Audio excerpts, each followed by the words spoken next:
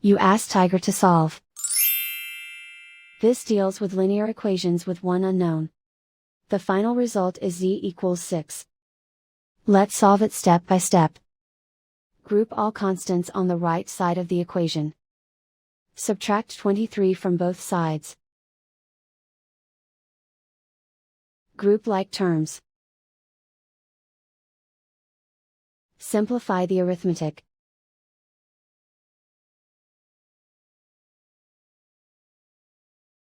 Convert the z into a positive number. Multiply both sides by -1. Remove the ones.